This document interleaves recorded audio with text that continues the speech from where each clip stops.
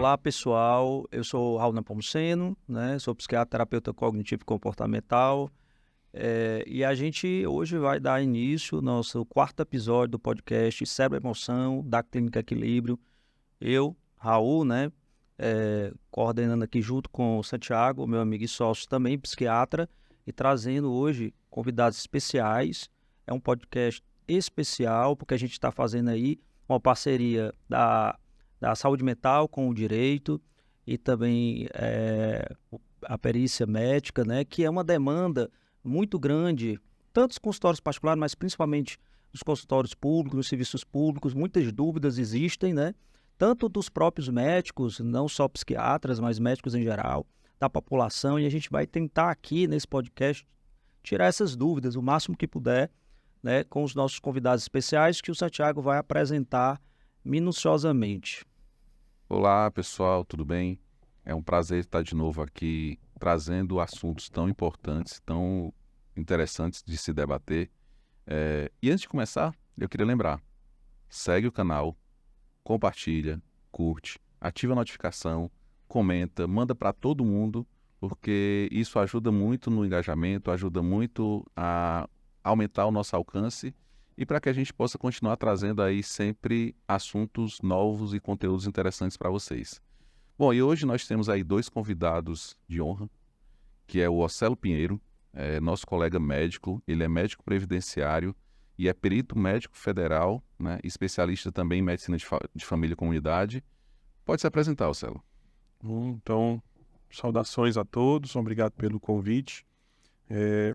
Estamos aqui então para esclarecer, né, alguns pontos e dúvidas em relação, principalmente essa área tão importante da medicina voltada às questões previdenciárias, né, que tem um impacto, né, em tantas famílias e pessoas que procuram, e são pontos importantes que temos que esclarecer e também colocar esse esclarecimento à disposição das pessoas que realmente sempre querem tirar essas dúvidas. É importante esses pontos porque essas polêmicas, né, muitas vezes que surgem, porque os médicos eles propositalmente fazem isso, ou nega benefício, ou concede benefício. Não, então estamos aqui para esclarecer como é feita essa análise e deixar muito claro, né, alguns pontos importantes.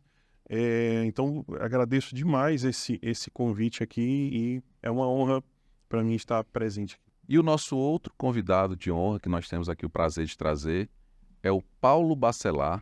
Ele é advogado previdenciarista. Curioso, eu achava que o nome era previdenciário. No caso do direito previdenciário, eu achava que o advogado era previdenciário. Então, advogado previdenciarista. Ele é coordenador regional do Instituto Brasileiro de Direito Previdenciário, o IBDP, e ele já foi funcionário do INSS, como hoje é o Ocelo. Então, são dois convidados realmente de peso, né, Paulo? Pode se apresentar. Em primeiro lugar, né, queria agradecer também o convite, é um prazer estar aqui.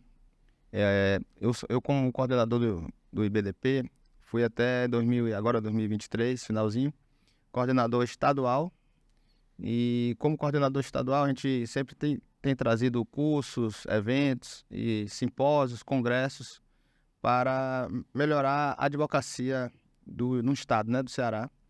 E nesse trabalho a gente assumiu agora a coordenação regional. Então eu vou coordenar a região Nordeste. Então é o Nordeste se destacando com palestrantes, com professores, com pessoas realmente que se envolvem com o direito previdenciário, né?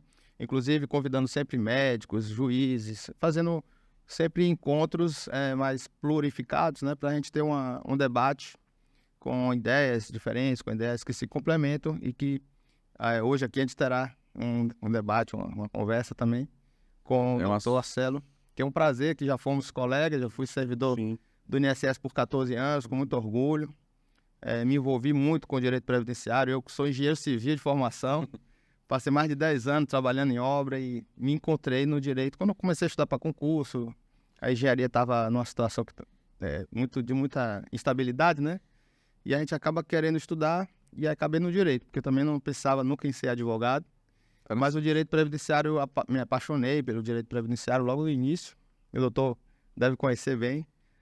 como é bom a gente reconhecer um direito, como é bom a gente trabalhar em prol de uma família em estado de miserabilidade, que é, né, muitas pessoas na pobreza, que têm filhos deficientes, filhos com problemas mentais, e que um benefício do INSS salva aquela família, né, melhora a qualidade de vida daquela família. Então, isso me apaixonou bastante. Hoje eu tenho meu trabalho como advogado, saí do serviço público, mas continuando com o trabalho de melhorar as vidas das pessoas com esse reconhecimento do direito na advocacia. E assim, o motivo pelo qual a gente trouxe esse assunto é porque é um assunto cada vez mais atual, né, Raul? É um assunto cada vez mais e de interesse de todos. O tempo todo a gente ouve falar sobre reforma previdenciária, sobre benefícios previdenciários. E eu acho que, para começar, eu queria trazer aqui um questionamento que é muito comum na nossa prática psiquiátrica, tá? E aí eu vou passar para vocês, enquanto especialistas dentro da área previdenciária, que é o seguinte: muita gente chega para a gente, acredito que o Raul concorda comigo nesse aspecto, sim, doutor, eu queria um laudo, começa chamando de laudo, né? Porque eu quero dar entrada no meu benefício. Você sabe dizer se eu tenho direito a esse benefício, né? E aí, às vezes, a gente sabe que é um transtorno que não é incapacitante, né? Às vezes são transtornos mentais mais simples, que não impediriam a pessoa de exercer uma profissão, mas mesmo assim ela acha que ela deveria ter aquele direito. E aí eu queria trazer tanto o aspecto do direito como da medicina previdenciária, como é que é a avaliação sobre a capacidade ou incapacidade, o direito ou o não direito de ter um benefício. Santiago, só um minutinho, porque só para contextualizar o que ele está falando aí, o Santiago, eu acho, para enriquecer um pouco mais, né? Isso é importante, o que ele está falando, porque a gente sabe, né, pelas pesquisas, pelos jornais, pelo boca a boca, né, o quanto os transtornos mentais cresceram, né? O quanto hoje eles são prevalentes e principalmente eles têm um impacto muito grande, né, na questão da morbidade, quer dizer, portanto, traduzindo para o trabalho, na incapacidade para o trabalho. E aí existe realmente os transtornos que causam incapacidade temporária, outros são incapacidade permanente, que seria possível aposentadoria, por exemplo, para quem paga a previdência, não é isso o termo? E aí o vizinho está lá e vê, o fulano conseguiu. E ele acha que ele, né, tem algo parecido, de forma leiga, e vai fazer essa pergunta que você está fazendo para o doutor advogado, ou vai lá no INSS cheio de expectativa de que vai conseguir esse benefício. Aí eu fiz esse contexto porque é uma realidade que existe, né, a população, essa esperança aí nessas condições que a gente está falando. Sim. Então, para começar aqui a explicação, né, sobre isso. Como é que é avaliada a questão da incapacidade, né? Essa questão, a gente fala tanto em capacidade, na prática médica pericial, como é que nós fazemos isso? Existem 3 pontos que o médico perito ele se baseia para constatar uma incapacidade e os graus dessa incapacidade. Então, é importante entender isso porque todos os benefícios irão girar em torno desses 3 pontos. É muito importante isso. Então, primeira questão, o grau de incapacidade, a duração da incapacidade e a proficiografia, a profissão exercida, né? Ou exercida ou não. Aí vamos entrar em outras questões também dos benefícios que não necessitam de contribuição, não precisa ter a profissão exercida exatamente. Então, o grau, né? Então, quando nós falamos nessas questões, por exemplo, grau de incapacidade.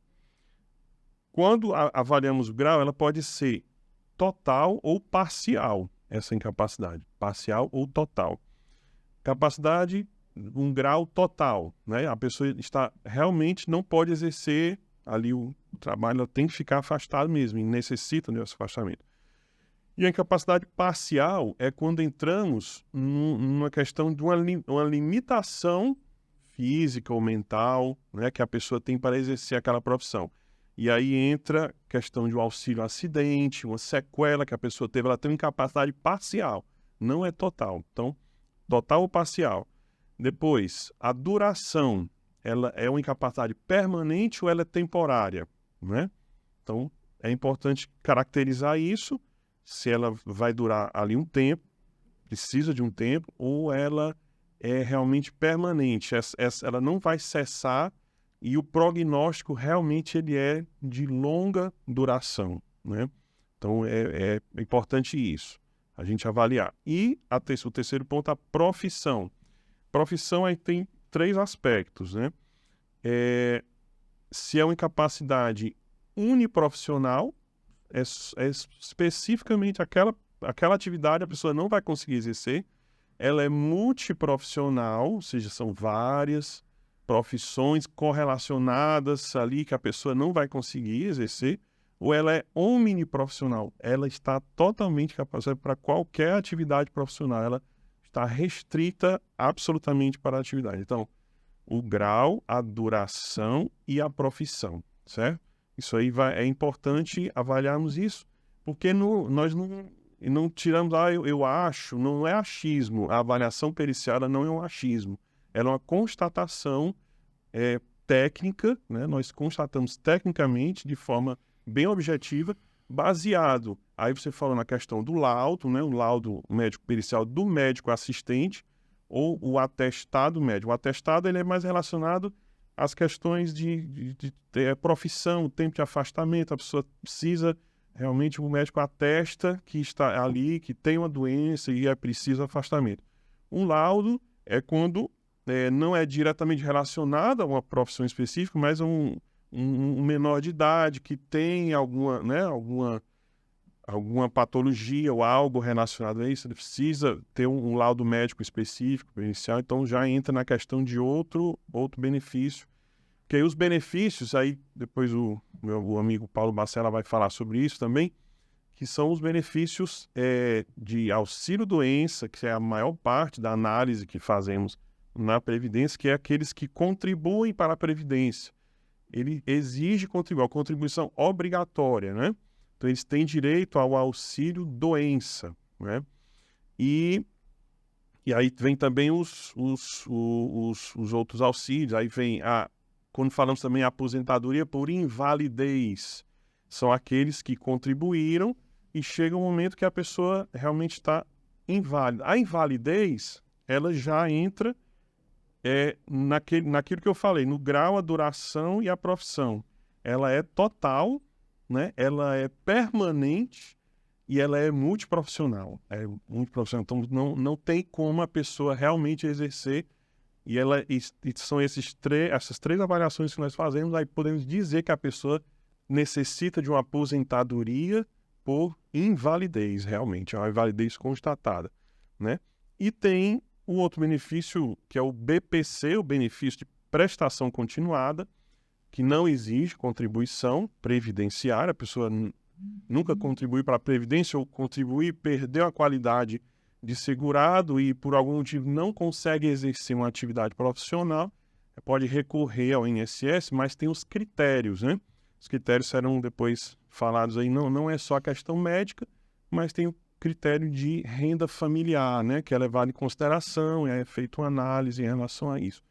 Então, explicado isso, esses 3 pontos, acho que fica mais claro para a gente entender como é constatado. Paulo, antes de você passar a bola para você, né, que eu acho que até quando eu terminar aqui vai ser interessante você complementar, eu queria aproveitar aí o gancho do Océlio e perguntar o seguinte, né,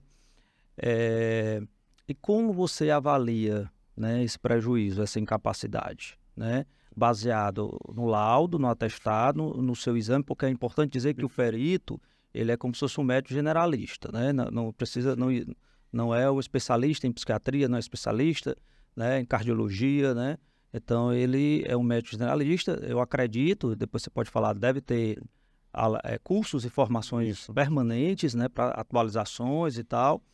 E aí eu queria saber como é que você avalia. Na saúde mental é algo bem peculiar, porque não existe o exame, né, como na ortopedia, né, eu estou com dor, faz o exame, a ressonância, né, e aí são dados da história, são dados do exame mental, são dados do atestado, e eu acredito que seja realmente difícil, em alguns momentos, né, em pouco tempo, julgar. Casos mais clássicos seja mais fácil, mas tem uma grande quantidade que é mais difícil, né?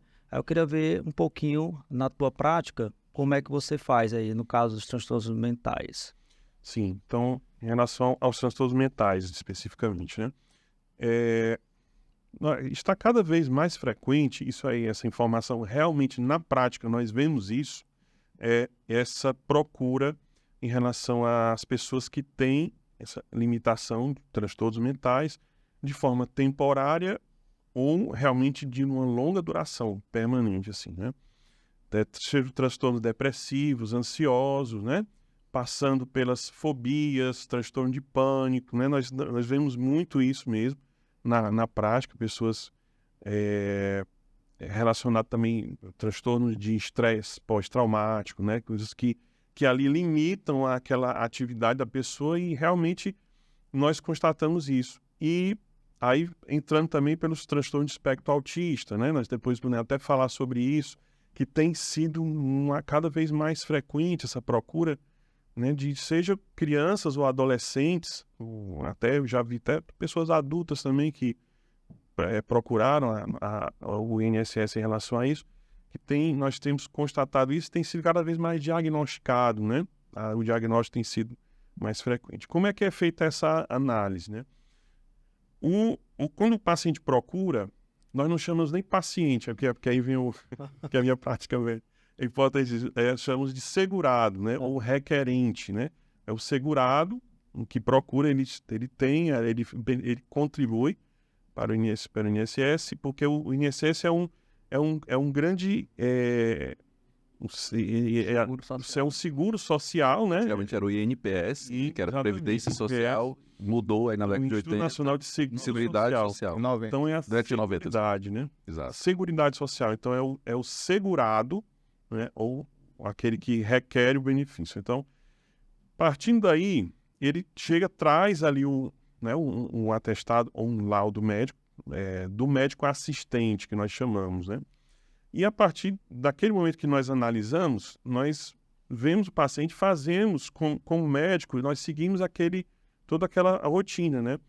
Vemos se existe se for para um auxílio-doença, a pessoa tem uma profissão, nós temos que ver qual é a profissão, qual setor que aquela pessoa trabalha, especificamente como é que é o dia a dia ali, a profissão da pessoa, ou se não tem profissão, se é um estudante, tudo, nós temos que relatar a idade da pessoa, porque essa questão da idade, ela vai ter repercussão também, porque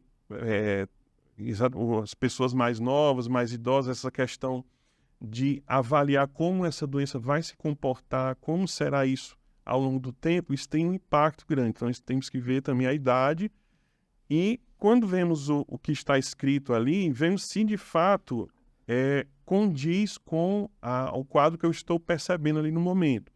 Eu começo aí, tem a anamnese, nós obrigatoriamente fazemos a anamnese do paciente, conversamos com o paciente ou com um familiar que acompanha. Importante dizer isso porque nem sempre é permitido a entrada de uma pessoa junto, né, juntamente, se for uma pessoa maior de idade, que é capaz de fornecer as informações tranquilamente, não é permitida a entrada. Por quê? Porque é algo... tanto pela questão do sigilo médico, tem que ser resguardado, como também pela análise que nós vamos fazer ali no momento, para que não haja interação também de outras pessoas. É muito peculiar isso na perícia médica, né? Então, só é permitida a entrada se o médico achar que é necessário a presença de outra pessoa. Um menor, então, é importante sabermos isso. Um menor de idade, uma pessoa que não consegue se expressar, se comunicar, então nós solicitamos a presença de outra pessoa junto com ele ali no momento. E aí, a partir dessa análise, nós vamos ver, então, com as perguntas que nós vamos direcionando, se condiz aquelas informações com o que nós estamos vendo ali.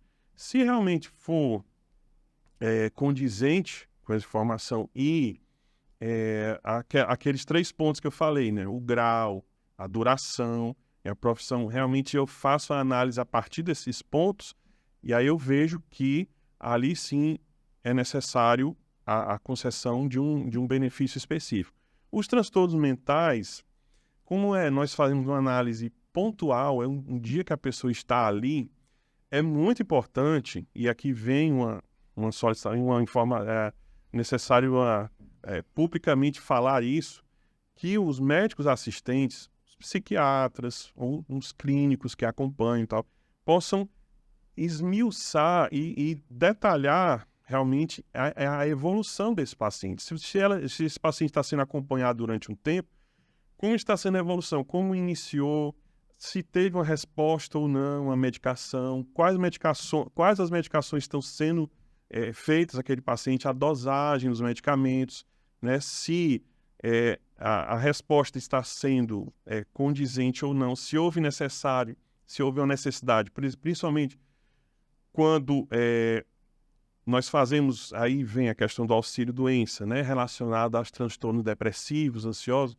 Se na perícia seguinte, porque pode ser feita uma perícia de prorrogação, que nós chamamos, se houve um aumento de dosagem, isso aí já nos sinaliza, por exemplo, que aquele paciente realmente não houve uma resposta, ou ele precisa de um tempo maior ali. Isso tudo vai ser colocado ali na análise do médico assistente e vai nos ajudar muito a tomarmos uma decisão. Interessante, Marcelo, porque você vê que o médico perito, a visão dele, nós temos também essa visão, psiquiatra, é a questão do prejuízo, né? O prejuízo funcional, aí você dividiu aí as categorias, e em nenhum momento, a não ser no final, você falou em CID, né? E nem falou em CID, porque existe essa cultura do diagnóstico CID. Eu tenho que... o CID é o diagnóstico. Eu tenho que... Do CID-10, do Código Internacional de Doenças, né? Então, existe essa questão, doutor, tem que ser esse CID. Tem que ser CID para, né, conseguir algum benefício, né? Claro que a gente existe no desespero, às vezes, o paciente, ou então, realmente, eles são muito focados na questão do CID. E aí você coloca isso, e de fato eu já tinha lido alguma coisa nesse sentido, de que o médico, né, perito, vai avaliar esses critérios aí de incapacidade, seja um transtorno de ansiedade, né, que a princípio é leve, seja ou até um transtorno bipolar, mas que esteja um comprometimento importante dentro daqueles outros critérios de profissão e tal. É importante esse esclarecimento para os médicos, inclusive. Agora, a gente sabe que existem doenças psiquiátricas que o prognóstico é ruim e, com certeza, uma esquizofrenia, um transtorno esquizoafetivo, até mesmo transtorno bipolar refratário, vai ter maior probabilidade de ser concedido esse benefício, seja temporário ou seja permanente, né? Importante, só complementar essa questão do CID, nós pedimos que, até porque é obrigatório nós colocarmos isso no laudo, né? Tem que ter um CID.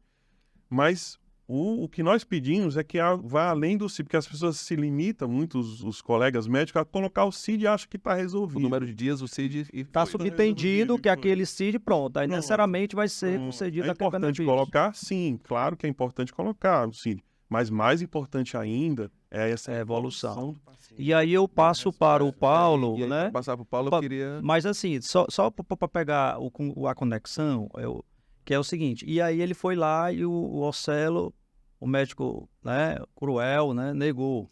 Pronto, era aí que eu ia falar. Aí vai lá por outra porta. Vai lá pro doutorzinho. Vamos para outra porta. O doutorzinho ali, o Paulo Bacelar. E aí? O meu filho, ele foi para uma perícia. Tem muita gente... O doutor Ocelo não teve um pingo de empatia e negou o benefício do meu filho. E aí, como é que você vai avaliar essa situação? Pega nessa ponta, ainda o pessoal diz assim, ó, eu vou naquele doutor porque ele conseguiu o benefício. Exato. Foi ele que aposentou. Ainda tem isso, é verdade. Na verdade, não foi. Tem uma expressão que é encostou. Ele encostou. Então, aquele advogado é bom porque ele conseguiu a aposentadoria, mas não é. Aquele advogado é bom porque ele foi atrás de documentação, foi verificar se aquele segurado deu entrada no benefício com atestado médico, com um laudo médico, informando toda a doença e não só o CID, né? Por isso que nós temos um programa em rádio todo sábado, a gente responde a mais de 60, 70 pessoas por semana. Foi a rádio, Paulo? É a Rádio São Sat, aqui em Fortaleza, mas ela é expandida para o Ceará inteiro, né? E ela está na internet programa também? do jornalista Luziano Oliveira. Sabe, na internet, né? Tá na internet? Tá na internet, tá no YouTube. Show. Ficou o convite aí, né, para todo mundo assistir, ouvir. Procurem. Muitas vezes a pessoa está indo de carro para o trabalho e está ouvindo ali no sábado, né? Depois de terminar de escutar o podcast da gente, Aí vai lá. Pode passar o link lá. Vai ouvir o programa do Paulo. Então, muita gente pergunta assim, doutor, eu tenho hérnia de disco, eu tenho várias doenças, eu não sou médico, né? Então, é como uma das coisas que a gente falou, né? O advogado não é médico, o juiz não é médico, então ele vai se basear na perícia médica, no laudo médico. Então, sempre eu digo assim, olha, a doença, e o doutor Marcelo também falou a questão da profissionografia. Então, a pessoa é assim, eu tenho isso, eu tenho aquilo, mas olha, vai depender muito da sua atividade, o que é que você faz, porque aquela doença para o João pode incapacitar ele permanentemente ou provisoriamente, né? Mas para a Maria não vai incapacitar, porque a atividade dela é outra. Então, isso vai depender muito do laudo médico. Então, eu sempre falo para os ouvintes, vão atrás de um laudo médico, de um atestado médico que informe detalhadamente a sua doença, a sua incapacidade, para que a incapacidade dê direito ao benefício. O doutor Marcelo falou no auxílio-doença. Na reforma da Previdência, foi até alterado esse nome do auxílio-doença para benefício por incapacidade temporária, que seria o auxílio-doença, e benefício por incapacidade permanente, que seria a aposentadoria por invalidez. Então, quem dá direito ao benefício não é a doença. O nome era auxílio-doença, mas quem dá o direito ao benefício é a incapacidade. Então, foi transformado esse nome em benefício por incapacidade provisória, que vai dar direito a 30 dias, a 60 dias, a 90 dias, podendo ser prorrogáveis.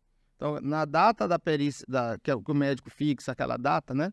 Que a gente depois, alguns anos atrás, foi contestado muito essa questão do médico dar uma data final, a data com DCB, que a gente chama, que é data da cessação do benefício, que antes era DCI, era data da cessação da incapacidade, mas era indeterminada, você não sabia. Então, aquele benefício ficava por anos concedido. E a partir do momento que isso foi verificado, não, a UniSS mudou esse entendimento e fixou uma data final. Então, o médico ele tem que determinar 3 meses, 6 meses, 90 dias, ele tem que determinar uma data final. Então, como é que o médico pode saber se a pessoa está em incapacidade só por 30 dias? Como é que ele vai saber se daqui a 30 dias não continua? Aí foi dado o direito à prorrogação. Então, o segurado ele pode pedir as prorrogações dos benefícios antes de 15 dias antes da cessação do benefício. Então, quem dá direito é o atestado médico, é o laudo médico.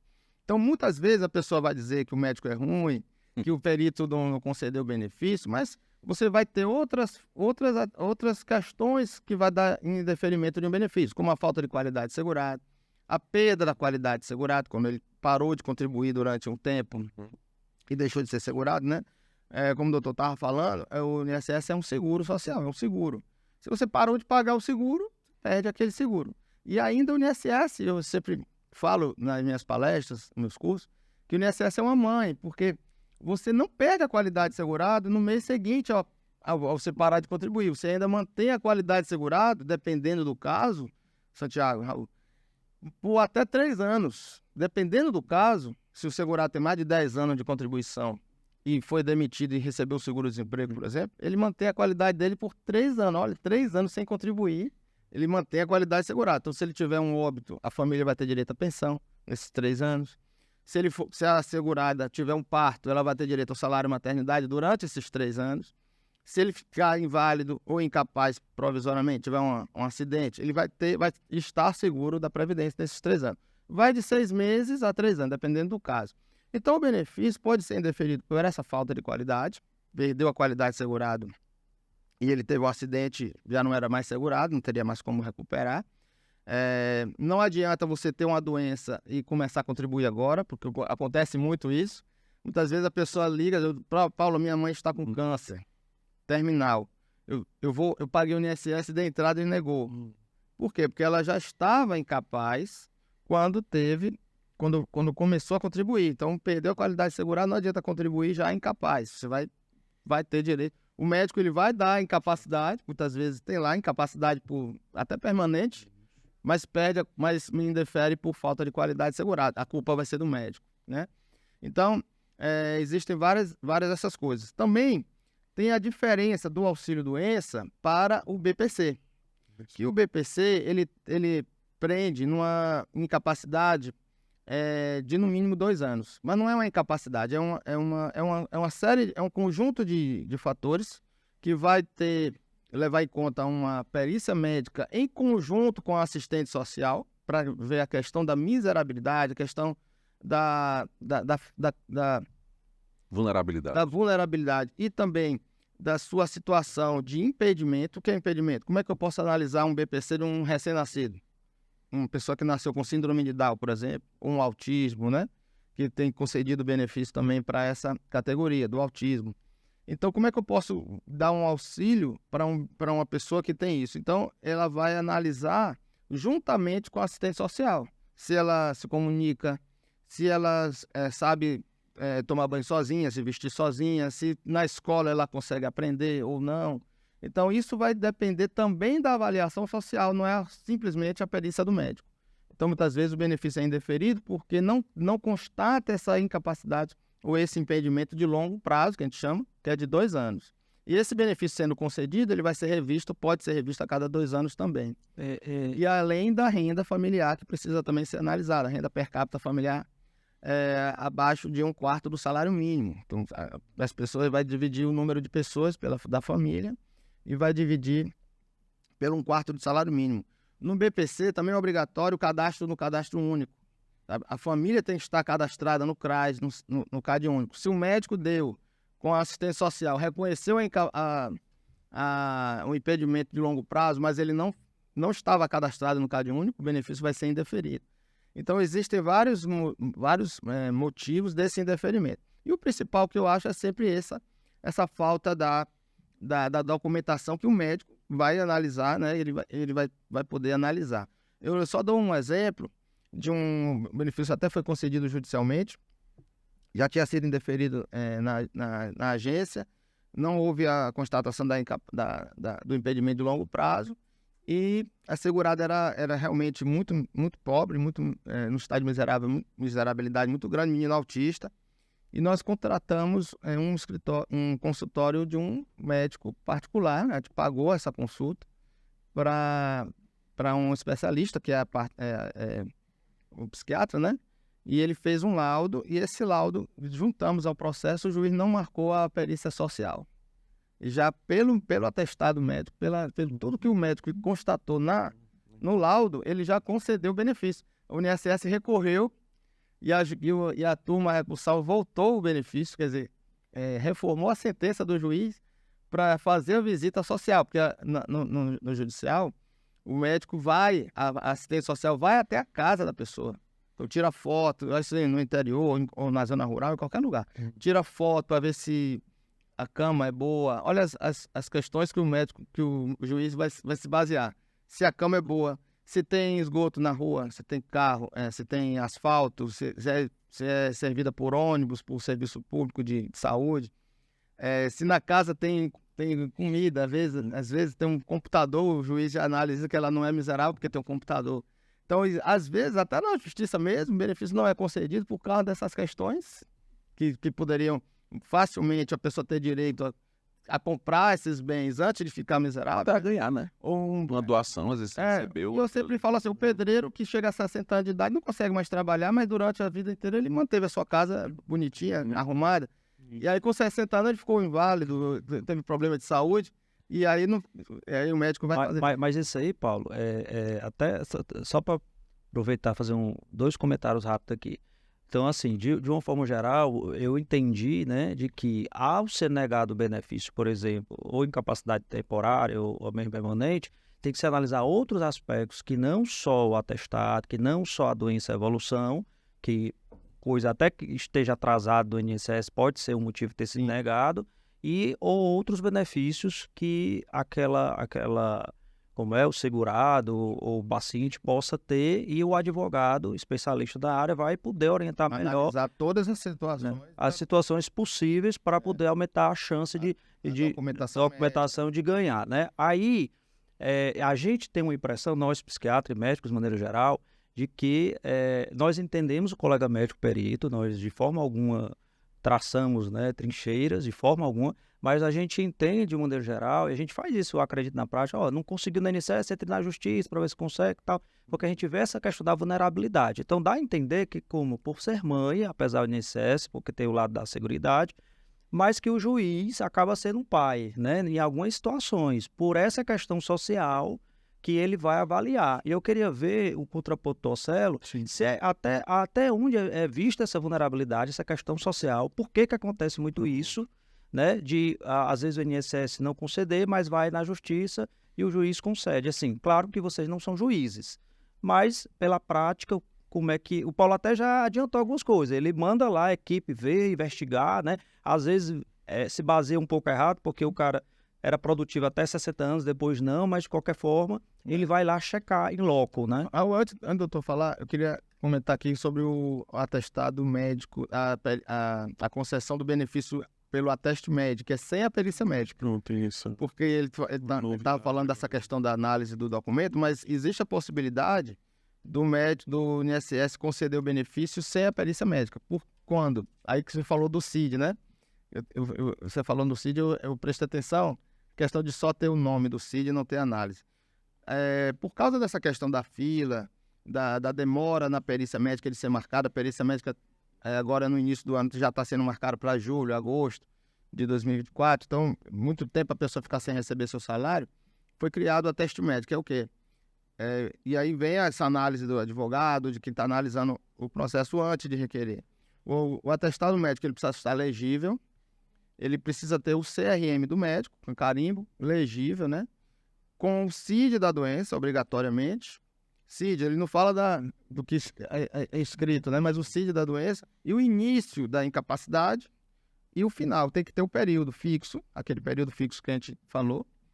E aí você entra com o pedido no meu INSS ou pelo aplicativo, junta aquele atestado médico e a perícia médica é concedida, aquele benefício com essas Que isso foi muito na questões. pandemia, né? Também. Que é muito contestado até pela Associação Nacional de Peritos Médicos, a ANMP, e que o médico não poderia conceder benefício sem perícia, mas por causa dessa questão da fila, isso foi concedido. Então, essa análise do advogado de ver, olha, esse atestado não vai conceder, peça o médico para botar o CID, peça ao médico para botar o período. Então, isso quando ele entra sozinho ou sem a análise de uma pessoa mais qualificada, ele pode também ter esse benefício indeferido, mas não foi culpa do médico, não foi culpa Essa seara aí do atestado, eu acho que assim, em termos emergenciais, da pandemia, agora eu sei que ainda está tendo, aí cabe um outro podcast, né? Sim. Porque realmente os transtornos, principalmente psiquiátricos, não são fáceis, né? Então é muito...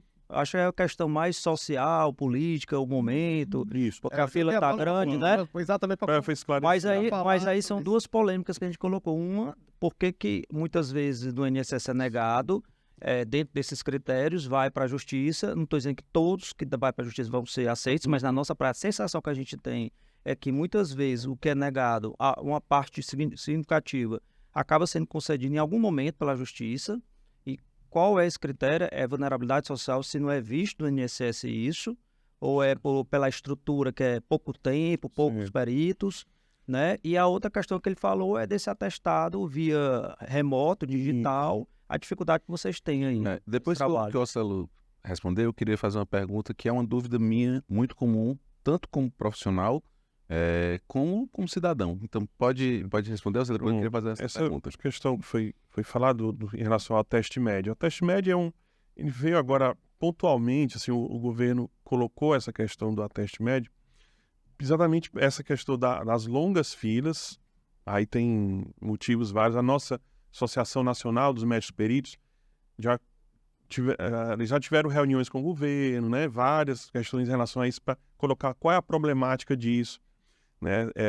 Já tem o último concurso para perito médico federal foi em 2011, né? Estão dizendo que vai sair, né, um edital novo, né? Tá, sempre a gente já ouve essa conversa há muito tempo, mas espero que venha logo, né? Porque foi em 2011. Então, muitos se aposentaram, o número de peritos está, né, cada vez mais sendo reduzido em relação a isso.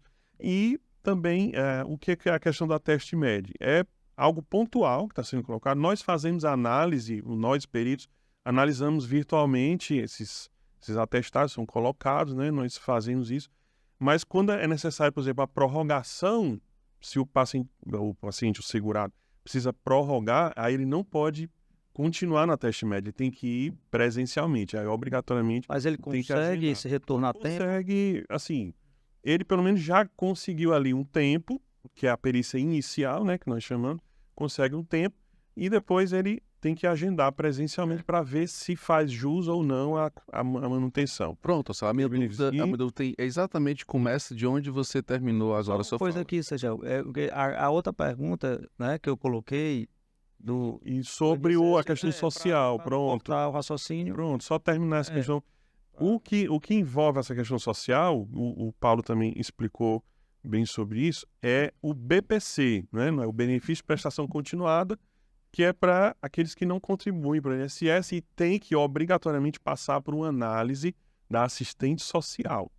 A análise envolve toda essa questão, é uma análise conjunta do médico e da assistente social. Não é só o médico que concede, que valida aquele, né, constata o que está acontecendo ali, mas também a assistente social é importante. Junta, nós fazemos uma pontuação. Como é que é feito isso? É uma pontuação gradativa. Nós analisamos a questão médica em si, né? A questão, a análise ela é bem completa, assim, ela vai desde a graduação de 1, 2, 3 e 4. Uma incapacidade leve, moderada, grave ou total, né? Então, essas pontuações nós fazemos e envolve vários pontos. Sistema circulatório, sistema nervoso, questão mental, a pele. Nós analisamos tudo, vamos colocando tudo ali e pontuando. Então, são perguntas, é bem objetivo, a análise do BPC.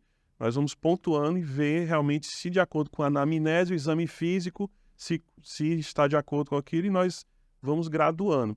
Se essa pontuação chegou ao nível de grave, está realmente limitando, e a análise social também foi grave, realmente a pessoa está numa condição bem, né, bem limitada, a família tem a questão de 1/4 do salário mínimo, né? É uma renda familiar bem Então vocês seguem o protocolo, então vocês nós seguimos o protocolo. critério, eu entendo assim, E aí, na minha junta as cabeça se tem avaliações. sentido. Vocês seguem o protocolo, só uma coisa, de vocês, Isso. tem um parecer da assistência de vocês. Isso. Pronto. Aí, estando insatisfeito, vai recorrer à justiça. O juiz vai ser um outro avaliador. Eles solicitam... Não, perícia médica, todo esse protocolo. Quer dizer assim, Solicita quem nova decide é o juiz. Ele vai baseado na perícia médica, na social. Perfeito. E o protocolo é o dele. Mas, Raul, Né? Que é baseado, só uma coisa, baseado logicamente na legislação, baseado no perito médico, eu digo assim, mas é uma outra pessoa que vai julgar. Né? Perfeito. Então, aí nesse julgamento, ele pode conceder uma coisa que vocês não concederam. Mas, Raul, veja bem, ó, Né? eu falei aqui do impedimento de longo prazo do BPC, certo? Que é de 2 anos.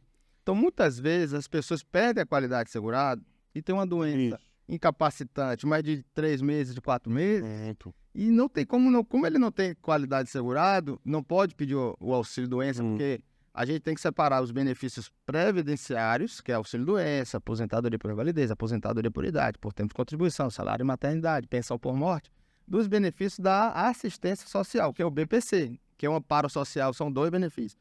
O amparo social ao idoso, aos 65 anos, aí só avalia a renda, não avalia a perícia médica. E o benefício assistencial ao deficiente, que aí desde recém-nascido até... Mas eu tô me falando na incapacidade temporária, sem ser BPC. Mas deixa eu que dizer. acontece muito isso. Aí, calma. Aí, entendeu? como a pessoa perdeu qualidade de segurado, ela não pode pedir esse benefício previdenciário de auxílio-doença, ela pede o BPC.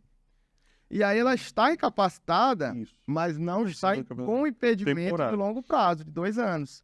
E aí ele vai, o médico, ele tem que avaliar o impedimento de longo prazo do BPC. Isso. Que aí o segurado que não tem qualidade de segurado, mas tem muitas doenças e que está incapacitado, aí ele vê que tem incapacidade para o trabalho, mas não é impedimento de longo prazo, que é o critério do BPC.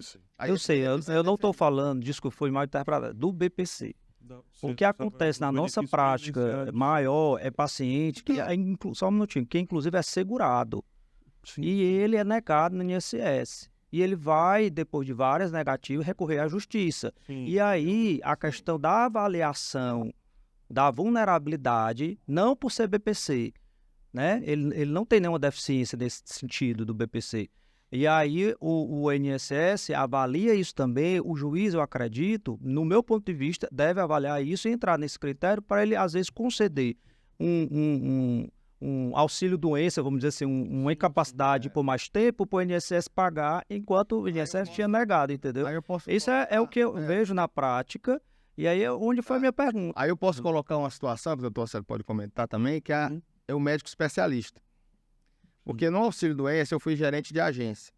Então eu tinha na minha agência ortopedista, tinha na agência psiquiatra, tinha na agência anestesista, que analisava processos que vinha para ele. Não tinha uma separação. Olha, todos os processos de ortopedia vai para um ortopedista. Não existe isso no INSS. Então, quando é um médico que não é da área, ele pode pedir o médico assistente, que é o CIMA. Isso. É o formuláriozinho que ele adia aquela perícia, ele vai ao médico particular ou do SUS e traz para ele uma nova data, um atestado médico do médico assistente, especialista, e aí ele decide. Mas muitas vezes não acontece isso. Então, pode acontecer também de um auxílio-doença, o cara ter qualidade segurada, estar incapacitado, mas ser analisado por um médico que não é especialista, que é o que a gente faz muita crítica a isso também. Então, foi indeferido, a gente entra na justiça. Então você está colocando uma falha do INSS. Sim, quando a gente entra com a ação... Aí é outra condição que quando o possa advogado existir. entra numa ação, um dos tópicos da petição inicial é solicitar que seja feita a perícia por um médico especializado.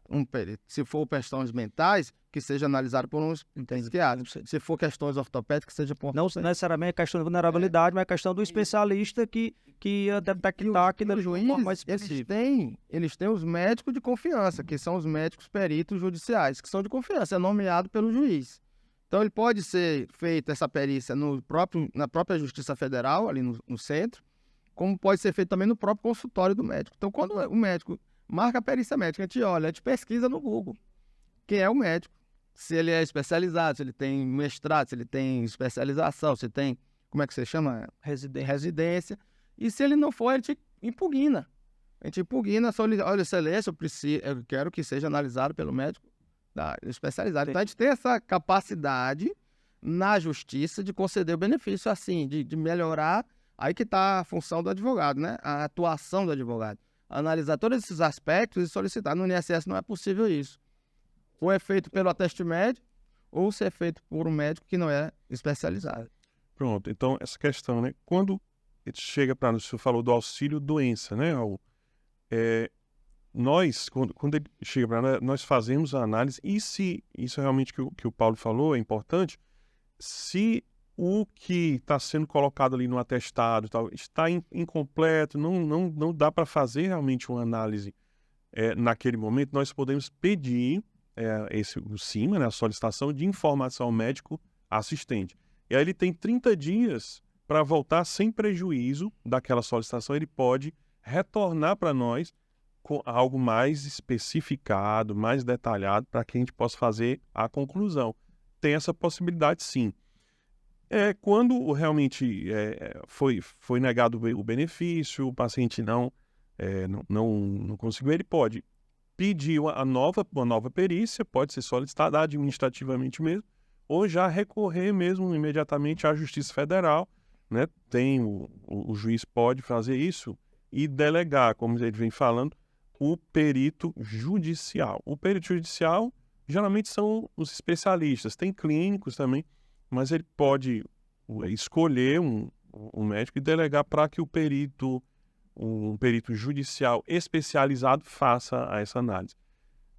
Pode ser concedido pela justiça e, em geral, depois volta para o INSS, porque às vezes precisa prorrogar mais tempo, precisa ser feita uma nova análise daquele benefício, aí nós fazemos novamente. Quando ele volta, já vem especificando ali, eu já sei se aquele benefício foi concedido via judicial ou foi realmente pelo INSS, já implantado o benefício pelo INSS, nós já sabemos dessa forma, então é possível fazer essa conclusão. E só um ponto que o Paulo falou, as doenças prévias à inserção da pessoa como segurado do INSS, né? existem doenças que a pessoa já tinha anteriormente, antes de ser segurada, e ela depois recorre, né? E solicita ali o benefício. Nós, na nossa prática, estabelecemos as datas data do início da doença, data do início da incapacidade, chamando DID, DII. Então, nem sempre coincidem, né? Quando é um acidente, algo assim, realmente coincide as datas. Mas às vezes a doença começou antes e a incapacidade veio depois. Então, nós colocamos isso. Quem vai conceder o benefício não é o médico perito, é o INSS que concede. Nós fazemos a análise, colocamos as datas, e aí vai ser analisado se aquela doença, pela data que foi colocada ali, se é prévia ou veio depois que a pessoa se tornou segurada. Isso é muito importante também, essa informação, porque nós não negamos o benefício, e nem quem concede o benefício é o INSS. Nós fazemos a análise e colocamos ali as informações. Nós estamos aprendendo muito, né, né? Santiago? Entendeu? Estamos aqui aprendendo uma aula dos dois, né? Maravilha. Tu queria falar, né? Era uma dúvida, né? Tinha. Uma coisa que muitos pacientes trazem para a gente é o seguinte: vamos supor, eu tenho um paciente que eu avaliei que aquele momento dele, um episódio depressivo grave, por exemplo, e eu avalio que ele necessitaria 60 dias de afastamento, por exemplo. Mas ele não conseguiu ainda marcar a perícia dele nos próximos 60 dias. Ou seja, no momento em que aquele atestado terminar, ele ainda não vai ter sido periciado. Ou um outro ponto que é o seguinte: às vezes ele conseguiu e ele foi periciado, foi afastado. E a consulta dele, digamos, está marcado para um momento...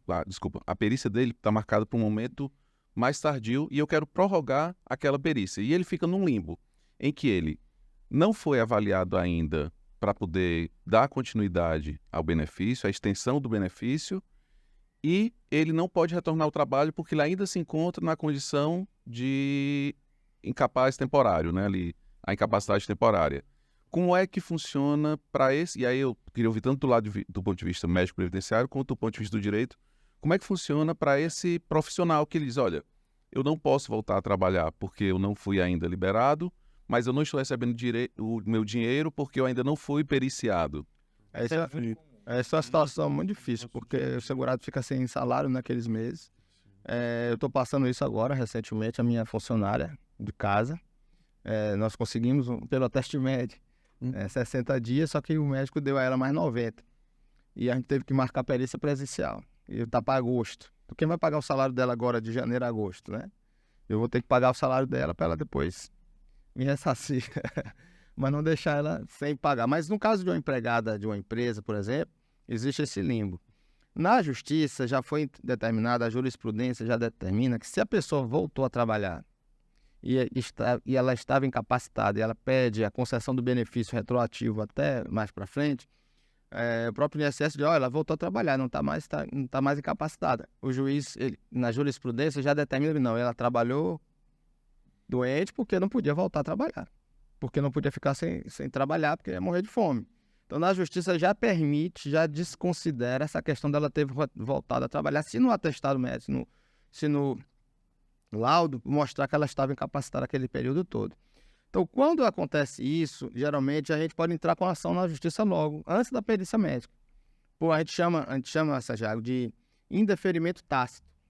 Se ela tem muito tempo, a demora vai fazer com que ela perca direitos, e aí a gente pede a proteção judicial, para que a justiça faça a perícia antes da perícia do INSS. Muitas vezes, o juiz federal, né, já marca a perícia e depois o INSS marca também, ao mesmo tempo, às vezes. Aí já está na justiça e, às vezes, o INSS nega antes da audiência ou até concede antes da audiência e a gente tem que informar o juiz dessa situação.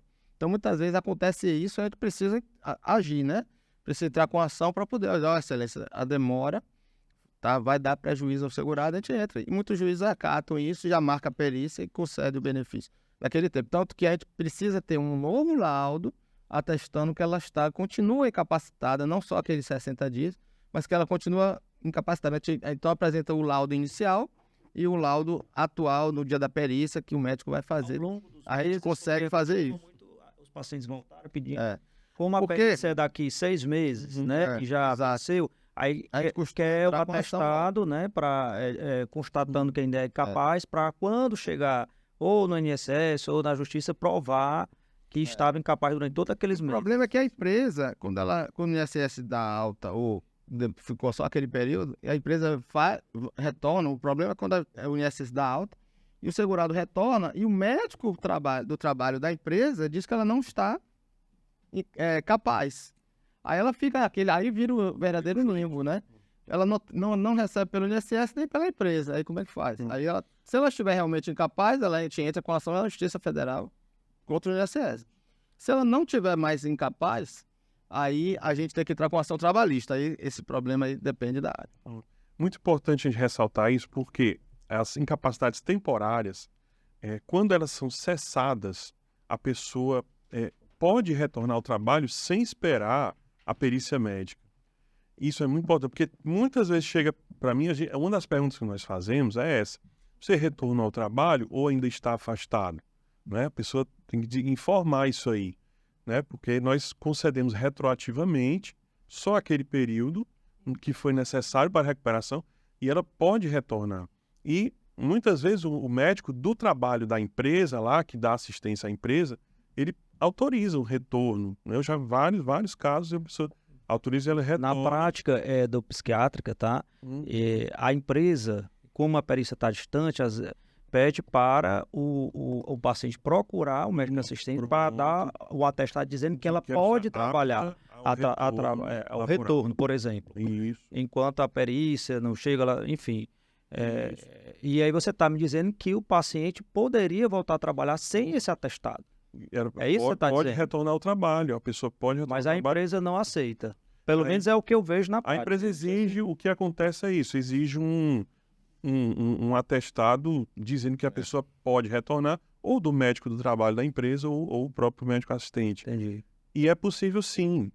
As empresas não precisam esperar o dia da perícia, porque às vezes tem essa questão da fila, nós estamos tentando realmente reduzir essa fila e tal, mas é possível sim. Tem quanto tempo aí? Você já tem o tempo ainda? 1 minuto.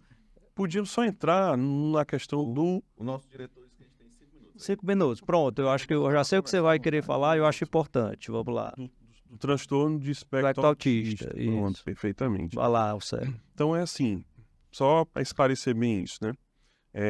Eu vou falar da minha prática diária e da minha vida também pessoal. Eu tenho um filho com espectro autista, síndrome de Down e espectro autista. Ele tem as duas, né? As duas questões, tem a síndrome de Down e a comorbidade de espectro autista associado.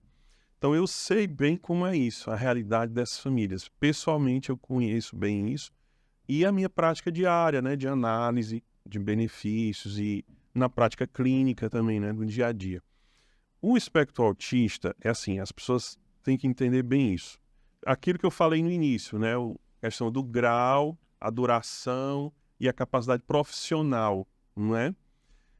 Isso no espectro autista é muito importante ser analisado, muito. Porque pelo fato de ser um espectro, nós vemos várias apresentações ali, né?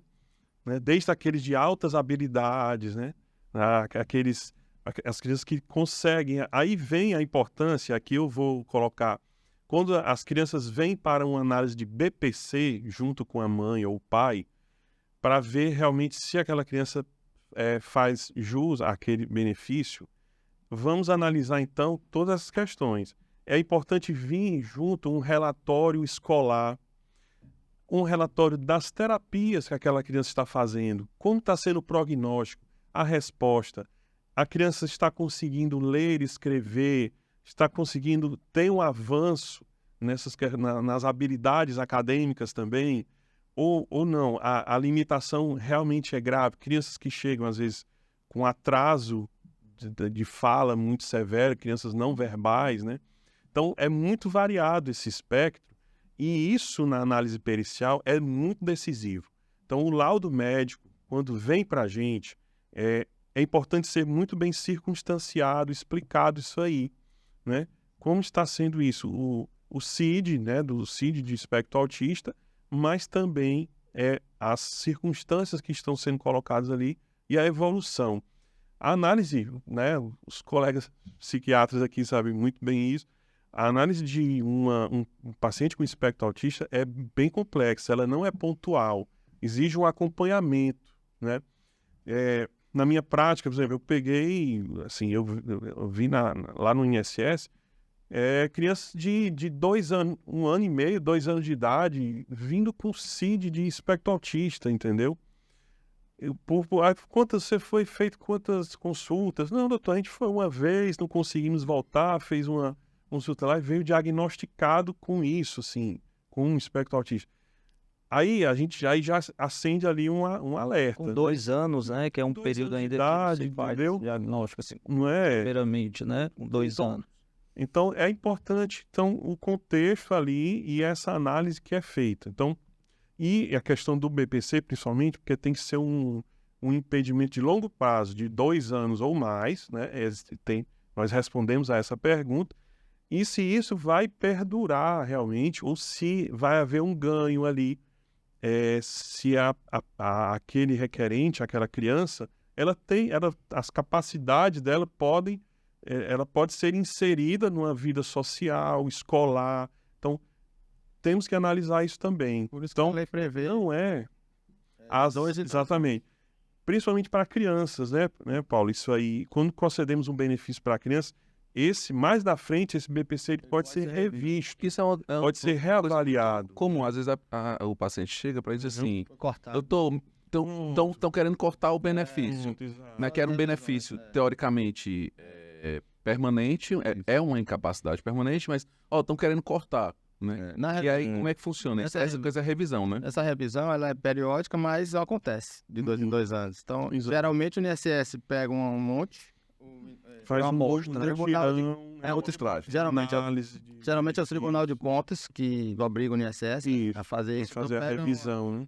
Vai ter a revisão do BPC, Isso. vai ter a revisão da aposentadoria por invalidez, que também é outra. A pessoa se invalidou, teve benefício de aposentadoria por invalidez, que é benefício por incapacidade permanente, ela não é para a vida inteira, não. Ela pode ser revista a cada 2 anos também. A lei permite isso. Só não pode mais fazer perícia com 60 anos de idade.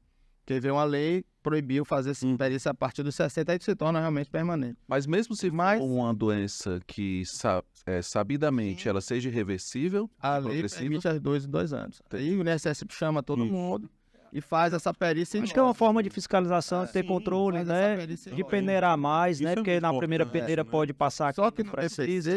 Só que no BPC não vai só avaliar a parte médica, se ela ainda continua com aquele aspecto autista. Como nós falamos. A pessoa se aposentou, aumentou a renda familiar.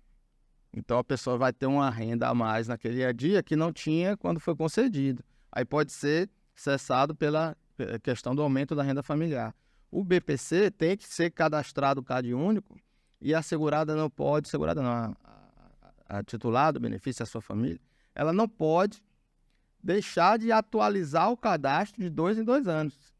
Então, na revisão, olha, você deixou de atualizar o cadastro, aí cessa o benefício da pessoa. Aí vai ter que ir para a justiça para flexibilizar, né? Por isso que nós trouxemos a saúde e o direito, né? Porque, principalmente em relação à questão previdenciária, seguridade social, precisa estar dando junto. E eu, particularmente, saio aliviado e já sabia disso, mas mais aliviado, que todos nós estamos no mesmo time, né? E benefício daqueles que precisam de vulnerabilidade, de transtornos mentais, né? Que o perito do INSS, né, tem sua vida pessoal, seus problemas, tem essa sensibilidade, mas às vezes são falhas do sistema, algumas falhas que existem que acaba, né, como ser humano, a gente, assim como advogado, juiz, pode acontecer, né, de não dar, sei lá, alguém que realmente precise não ser concedido, mas com certeza se alguém precisa, algum momento vai dar certo, né? Aí é que tem essa questão eu digo assim, a beleza e o privilégio de trabalhar numa perícia médica, porque nós conseguimos aliar as duas coisas, fazer a justiça acontecer e fazer a análise médica, o cuidado médico ali, perceber as limitações da pessoa. Então, nós conseguimos aliar as duas coisas e é importante isso, seguir nesse caminho de entender as dificuldades das pessoas, das famílias, mas também analisar de forma de forma justa, né? Ó, De forma justa. Antes do Santiago finalizar aqui, eu queria fazer a proposta aqui, que já está nos últimos segundos, né? É tão importante esse momento, eu queria propor para vocês um outro podcast, segundo semestre, para a gente falar mais sobre isso. Ficou faltando e a gente não tem mais tempo. Eu quero saber ao vivo aqui, né, se vocês aceitam Contar no comigo. segundo semestre, né, Santiago? Com Porque certeza. tem muitas dúvidas, eu falei, mas eu fui muito mais aluno aqui diante de vocês. É isso, pessoal. Eu queria agradecer a disponibilidade de vocês de estarem gravando no sábado de manhã, mas você pode assistir qualquer dia, tá? Então, por mais que no episódio passado a gente agradeceu as meninas que estiveram conosco no sábado de manhã, porque sábado é o dia que a gente grava. Então, os colegas, o Paulo e o Ocelo se disponibilizaram a estar conosco aqui nesse sábado aí, ao invés de estar com a família agora. Muito obrigado. E só lembrando, se inscreve no canal, compartilha, curte, comenta, tá? E aí eu queria só a despedida de vocês aí, cada um, Ocelo e Paulo, por favor. Eu queria só agradecer, né? Eu, como eu falei, sou um apaixonado pela área. Não deixei o INSS porque, por não gostar da instituição, eu gostava demais de ser servidor público, de atender as pessoas, de buscar o melhor benefício para elas, mas por outras questões me fez sair do serviço público, mas continuei. Eu digo sempre aos colegas, aos ex-colegas, né? Eu sou um servidor fora do INSS, né? Estou ali para reconhecer De direito. lá, mas o INSS não saiu de você, né? Eu sou um servidor fora do INSS, tanto que eu sou professor na área de processo administrativo, rodo o Brasil inteiro pelo IBDP, e a ideia é sempre reconhecer direitos. Estou do outro lado do balcão, mas que a ideia é exatamente a mesma, né, doutor?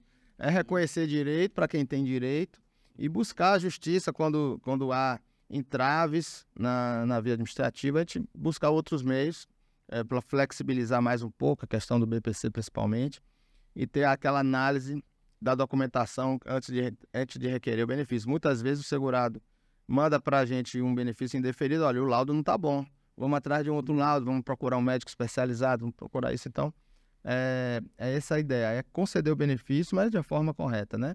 E agradecer, e estou aqui à disposição sempre para que a gente possa trazer outros temas e complementar mais o que a gente falou hoje. Obrigado. Muito obrigado pelo convite, né? Foi um grande privilégio, uma honra estar aqui junto com pessoas que procuram fazer a diferença na sociedade, né? A vida social, principalmente nós brasileiros, cearenses, né? Exige tantos desafios, né? Nós vemos tantas misérias, dificuldades, né? Coisas que nós enfrentamos aí no dia a dia, mas importante dar nossa contribuição, esclarecer as pessoas, né? Colocar aqui a nossa fala, nossa presença em prol daqueles que mais necessitam. Então, é muito importante isso aqui. Parabéns pela iniciativa, podcast, e estou à disposição sempre que precisarem. Um grande abraço, viu? Obrigado. Obrigado. Sua despedida. Não, já me despedi, mas assim, é só esse olhar positivo, né? E saio aliviado e satisfeito com as explicações aqui. Então, obrigado e até a próxima, pessoal.